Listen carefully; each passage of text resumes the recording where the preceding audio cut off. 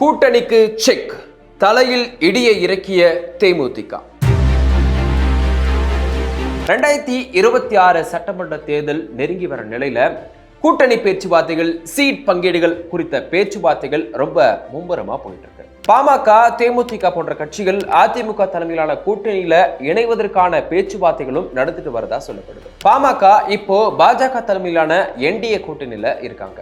ஆனா 2024 நாடாளுமன்ற தேர்தலில் பாமகவுக்கு ஒதுக்கப்பட்ட 10 தொகுதிகளில் கூட பாமக வெல்லாததுனால இந்த முறை அதிமுக கூட்டணியில சேரணும் அப்படின்றது பாமகவினருடைய விருப்பமா கூட இருக்கு. குறிப்பா தேமுதிக அதிமுக கூட்டணியில 10ல இருந்து 15 தொகுதிகள் வரைக்கும் கேட்டு பேச்சுவார்த்தை நடத்திட்டு வரதாகவும் சொல்றாங்க.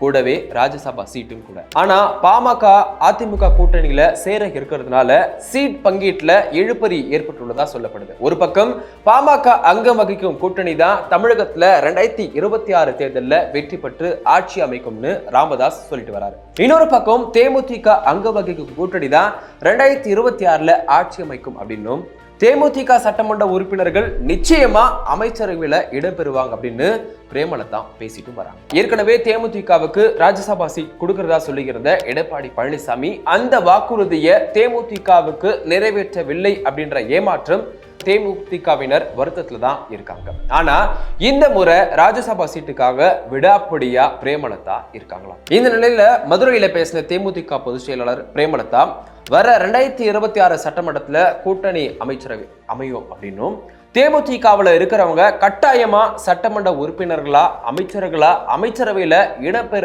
வாய்ப்பு இருக்குன்னு பேசியிருக்காங்க.